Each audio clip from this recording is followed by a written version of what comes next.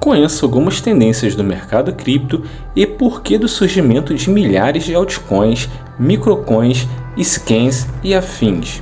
Conceitos que você deve aprender para se proteger dos grandes riscos e perigos que esses projetos oferecem para você, investidor. Padrões que estão se repetindo e se acentuando nesse ciclo de halving. Neste vídeo vamos ver o que são scams e por que todo mundo quer ter uma criptomoeda para chamar de sua. Hoje, o mercado está inundado com uma oferta de mais de 19 mil criptomoedas, que muitas das vezes são cópias uma das outras. 2. Mineração versus pré-mineração. Por que as altcoins adotaram a pré-mineração? 3. A adoção do Proof of Stake com o objetivo de centralização, controle e keynesianismo monetário. 4. A bizarra e injusta distribuição de tokens com alocações que privilegiam apenas desenvolvedores e insiders. 5. Supplies absurdos. Ao final desse vídeo, você vai entender por que as altcoins derretem tanto e tendem a zero no longo prazo. Nessa tese, vamos conhecer que características fazem uma boa criptomoeda e entender conceitos importantes, argumentos e fatos que farão que você tire melhores conclusões e proteja seu dinheiro. Não importa se você é hold ou trader. Com essas informações você poderá ter uma melhor racionalização do que são as altcoins e o tal mercado de criptomoedas e suas armadilhas.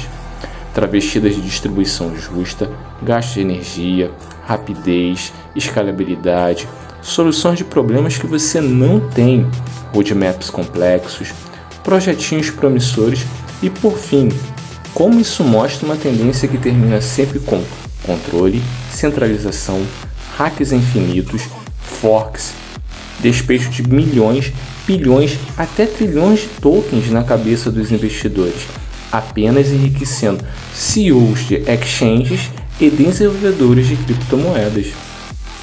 As principais características de uma criptomoeda são a descentralização, a segurança e a privacidade.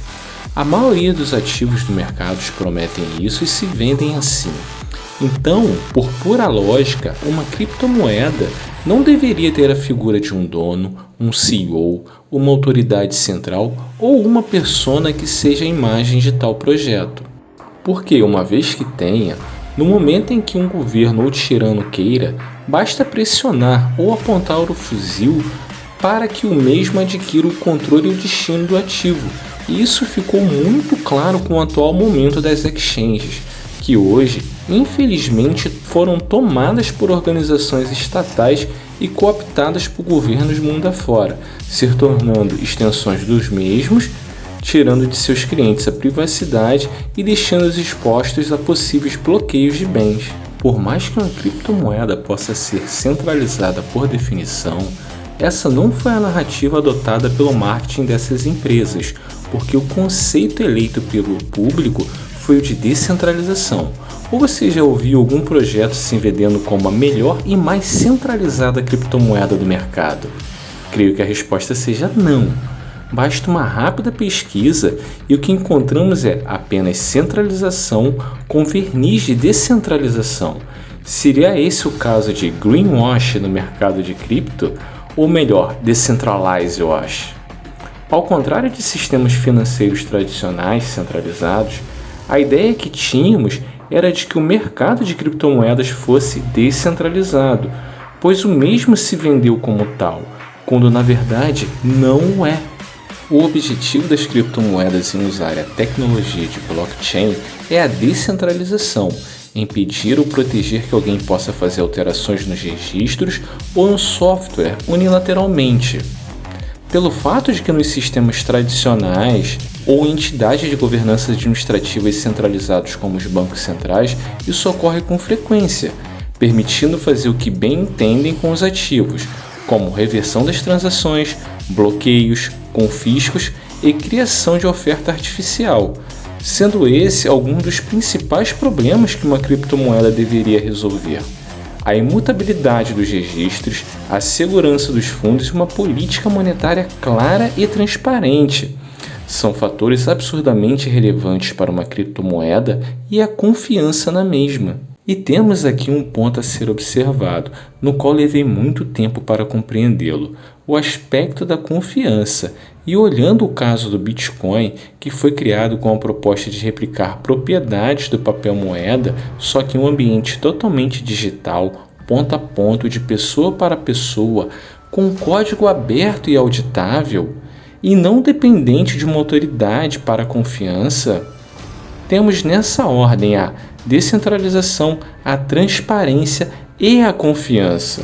Foque no aspecto da confiança em relação a uma altcoin e o alto grau de crédito que ela demanda.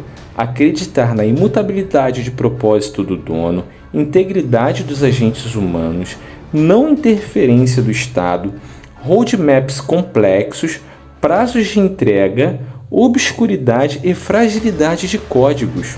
São muitos os pontos de necessidade de confiança, de crença, de fé para uma solução que pretendia ser sem confiança. E esse foi o termo que demorei a compreender e que na comunidade bitcoinheira é expresso na frase: não confie, verifique. Saiba que o Bitcoin foi entregue pronto, com a possibilidade de melhorias, porém pronto. Não confunda aqui o tamanho e amadurecimento da rede com a entrega e desenvolvimento do protocolo. Antes do Bitcoin ter sido criado, qualquer transação online sempre precisava de um terceiro envolvido, no papel de instituição de confiança, e são prósperos os números de vezes que esses agentes falharam ao longo da história, gerando prejuízos aos que depositaram sua confiança e riqueza nessas estruturas.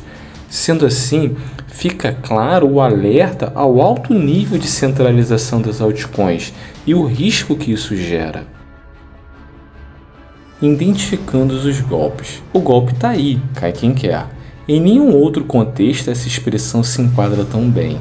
Scam é uma palavra do inglês que significa exatamente isso: golpe, fraude, cambalacho. Vamos conhecer agora alguns scams e como eles se apresentam. Os scams tradicionais são golpes que oferecem retornos extremamente altos em um curto período de tempo, incentivando você a investir imediatamente para não perder a oportunidade. A grande maioria da população já os identificou, mas eles continuam tendo muito sucesso. Eles se distinguem por inúmeras promessas, retornos incríveis seguidos de falta de informação. Alguns possuem uma camuflagem um pouco melhor do que outros, mas em sua maioria são bem explícitos. Mesmo parecendo absurdos para a maior parte de nós, esses golpes atacam nossas emoções e despertam sonhos de dinheiro rápido e fácil. No mundo das criptomoedas, nas altcoins, temos vários exemplos como Round 6, CryptoCar, XRP e muitas das gamecoins que foram febre no último ano. O scam é que não sabe que é um scam. Esse golpe é mais difícil de se identificar, porque os responsáveis pelo golpe não sabem que tem um golpe em suas mãos. É o famoso de boas intenções o inferno está cheio. Normalmente são as altcoins que querem expandir o universo, revolucionar o sistema financeiro com ideias mirabolantes e estão tão otimistas sobre o seu potencial que vivem uma ilusão. Suas falhas se dão por partirem de premissas erradas, incentivos errados e narrativas enviesadas. Na verdade, talvez os projetos não sejam realmente um scam, mas eles acabam por convencer a você a investir e seu dinheiro acaba virando pó. Olha o atual cenário da Terra Luna e sua stablecoin UST, que implodiram, gerando prejuízos de milhares de dólares a uma multidão de pessoas. É possível que a maioria das altcoins que faliram não agiram maliciosamente, mas que acreditaram tanto em uma ideia que não tomaram cuidado para os riscos e imprevistos do projeto. Elas prometeram revolucionar os sistemas financeiros, seja criando uma corretora descentralizada, uma stablecoin, uma plataforma para a criação de contratos inteligentes à la Ethereum ou à la qualquer outro scam famoso. Metaversos, Web3 ou qualquer outra palavra-chave hypada no momento, exemplo JPEG e NFT. Esses CEOs estão seguros de que tem uma mina de ouro e que vão ter muito sucesso, e com isso Nem ele sabe que provavelmente os investidores do projeto vão se dar mal. É um scam que não sabe que é um scam. Arrisca quem quer, mas prefiro ficar com o meu dinheiro. Projetos que se enquadram nesta categoria podem ser alguns dos mais perigosos, isto porque eles não são realmente um scam, mas podem te fazer perder muito dinheiro. Exemplos: Parrot, DAO, Luna e UST. Outra prática engenhosa que está começando a ficar comum no mercado são os tokens de tokens. Você aloca uma cripto que gera uma outra cripto que gera uma outra cripto. Exemplos: Axie Infinity com o token AXS e a porção suave de amor, o token SLP. O game Theta Arena contém 3 diferentes tokens e o aguardado Star Atlas contém 2. Temos a plataforma de streamer Theta TV com o token Theta e seu combustível token Fuel. O que todos eles têm em comum? Supply imensos, pre-mining e Proof of Stake em sua grande maioria. Os termos até variam muito, mas na prática são sempre as mesmas coisas. Por que as altcoins geram tantos prejuízos? 1. O processo de mineração e criação de tokens. Bitcoins não são inventados, não são criados do nada, eles são produzidos e para produzi-los existe um custo, demanda trabalho e esforço. A esse trabalho damos o nome de mineração, e o modelo adotado pelo Bitcoin é a prova de trabalho. E para melhor explicar esse ponto, vamos utilizar alguns trechos do artigo sobre a importância da mineração por Proof of Work, de Alan Chiran para o portal Livecoins. Artigo que recomendo fortemente a leitura. O link segue na descrição. Conhecendo a prova de trabalho. Abre aspas. Proof of Work sempre será a coisa mais genuína de todos os consensos. Ao vincular a emissão de Bitcoin ao mercado de energia, os Bitcoins tornaram-se distribuídos de forma justa e ampla no âmbito concorrencial. Com isso, seus usuários puderam começar a valorizá-lo como dinheiro. Os primeiros anos na operação de mineração, os Bitcoins não tinham preço. Os usuários que competiam pela nova emissão de Bitcoins eram obrigados a usar eletricidade e recursos computacionais próprios para adquirir mais Bitcoins. Esses primeiros usuários realmente gastaram dinheiro para adquirir Bitcoins com prejuízo. Várias altcoins não passaram por este processo, pois muitas tiveram moedas pré-mineradas por seus fundadores e distribuídas a insiders e investidores iniciais, vendendo-os a um preço pré-determinados antes mesmo de serem disponibilizadas ao público, e que as pessoas dependem da confiança de que as moedas não seriam vendidas em benefício dos criadores, como no caso mais famoso no Ethereum, onde 70% dos tokens foram gerados antes mesmo do ICO, e no primeiro mercado de alta a fundação vendeu esses tokens para se financiar, assim derrubando o preço dos tokens. Fecha aspas. Pré-mineração. Essa é uma das minhas maiores críticas às altcoins, e veremos mais à frente como esse modelo de negócio se popularizou e fomentou o mercado de criptomoedas, que hoje conta com mais de 19 mil projetos, a maioria deles inúteis, um festival de copia e cola, apresentações de PowerPoint, distribuições de tokens cada vez mais concentradas nas mãos de desenvolvedores, fundações, tesouraria e insights. Voltando ao artigo, a mecânica do Proof of Work. Ao utilizar a energia em seu processo de emissão, o Bitcoin conseguiu 2 fatores importantes fora do seu código. Primeiro, custo de equipamento necessário para competir por Bitcoins. E segundo, custo de eletricidade para operar máquinas. A segurança da rede Bitcoin se dá justamente pelo seu gasto energético. Atacantes que queiram dominar a rede, ataque de 51%, precisariam dispensar de um gasto absurdo de energia e maquinário para tentar obter o controle da rede, o que se demonstra na prática um feito quase inviável hoje em dia.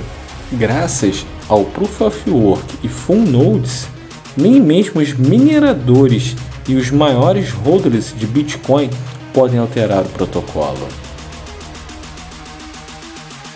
A mecânica do Proof of Stake. Esses tipos de redes possuem algumas variações em seu funcionamento, de POS, etc. Não utilizam energia para fazer a distribuição e emissão de moedas, onde os usuários precisam seguir uma série de requisitos para reivindicar os tokens. Para competir pela emissão de dinheiro novo em redes de prova de participação, os usuários geralmente precisam primeiro possuir ou bloquear uma certa quantia de moeda numa determinada carteira, dando aos membros internos recompensas perpétuas e contínuas sem abrir mão do controle, uma vez que não precisam competir. Fecha aspas. Isso só evidencia que os beneficiários da pré-mineração podem simplesmente alocar e trancar suas moedas e ganhar recompensas perpétuas, uma vez que eles não precisam se desfazer das moedas, elas não tiveram um custo para eles. Então, é só fazer um stake ad eterno e ganhar recompensas ad eterno. Outro ponto negativo do Proof of Stake é que ele atende à possibilidade de controle do protocolo. Por isso, governos apoiam e incentivam o Proof of Stake ao invés do Proof of Work. Pense comigo, eles possuem um dinheiro infinito, basta eles imprimirem a quantidade necessária para obterem o controle do protocolo. E o pior, nós vamos pagar por isso via inflação. A melhor analogia para a compreensão do surgimento do Proof of Stake e a adoção em massa do mercado de altcoins é a lógica do bandido, do golpista. Eles não gostam de trabalhar. Então, por que você acha que eles criariam seus projetos baseados em custo, esforço e gasto de energia? Não estou dizendo com isso que esses desenvolvedores sejam todos golpistas, mas o modelo de validação de blocos deles atende a essa lógica. É muito mais fácil corromper e controlar uma rede Proof of Stake do que uma rede que demanda trabalho e esforço. Pré-mine ou pré-mineração, um dos maiores engodos do mercado, entendendo melhor o que é essa prática e por que ela é tão perigosa. Segundo o glossário do CoinMarketCap, o pré-mine é a criação de uma certa quantidade de criptomoedas antes que a moeda digital seja disponibilizada ao público.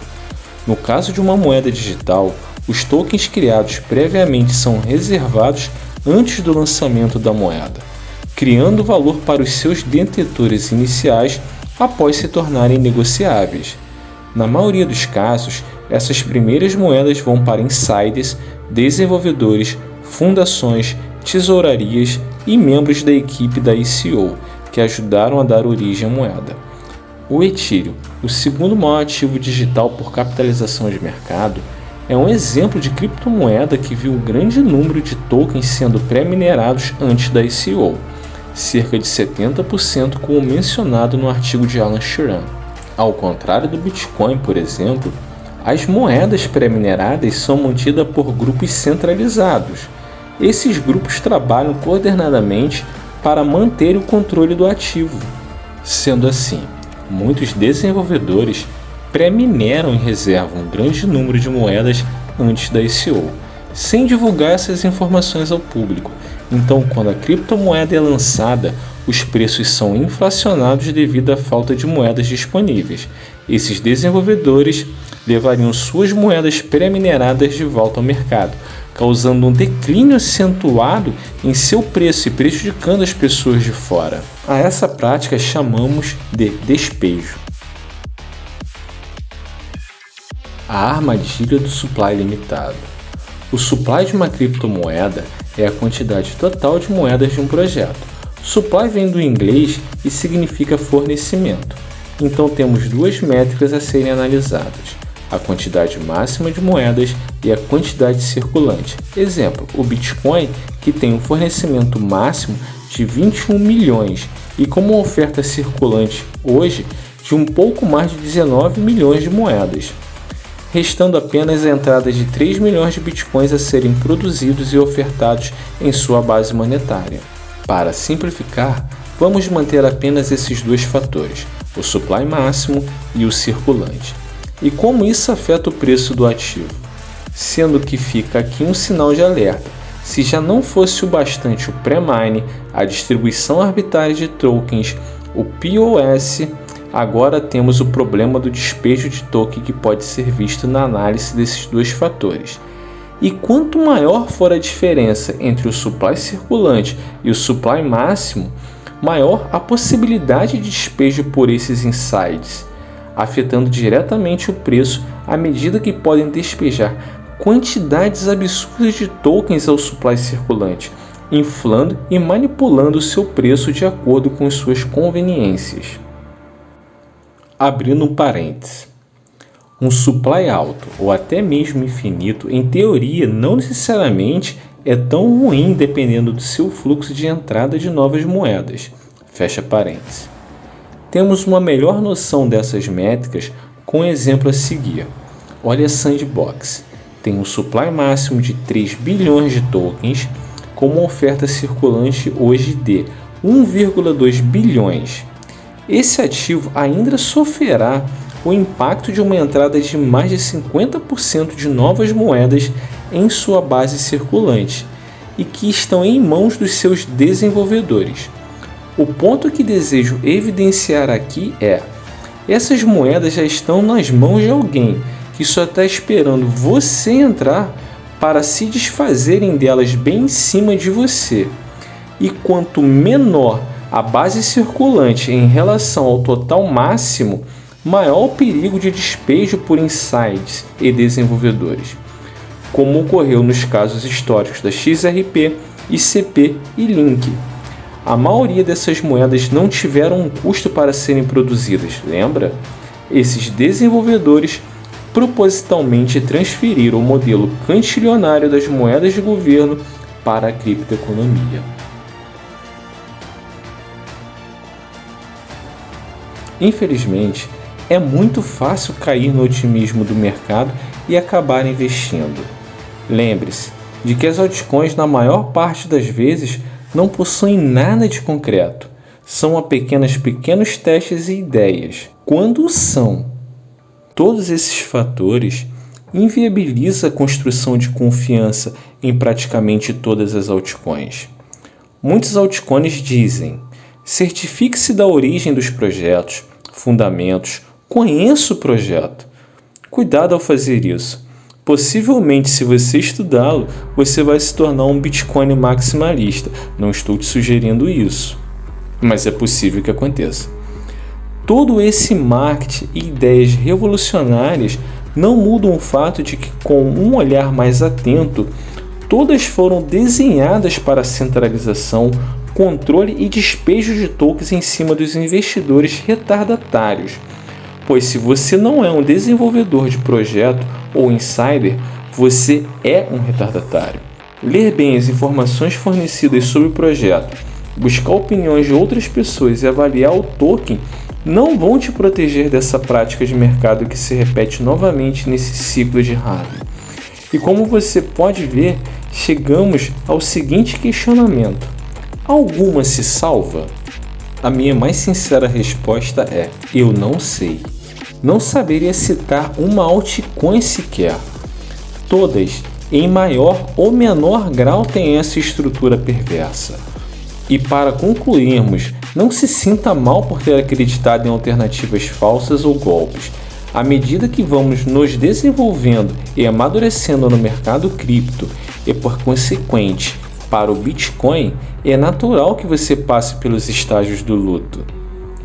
Aprenda a conhecer os 5 estágios do luto, pelos quais a maioria das pessoas passaram ou vão passar ao se desintoxicar de falsas promessas. Mas estamos aqui para nos ajudar e superar os obstáculos com paciência e compaixão.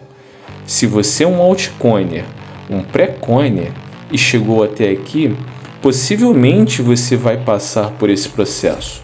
Choque e negação, raiva, negociação, depressão, aceitação e esperança. Todo esse processo é difícil, mas será extremamente gratificante no final dessa jornada. Desejo a você muito sucesso. Espero que essas informações possam lhe ser úteis para você fazer uma melhor alocação de seus recursos. E se gostou, dê o seu like, compartilhe e se inscreva no canal. Teremos muito mais vídeos. Até a próxima!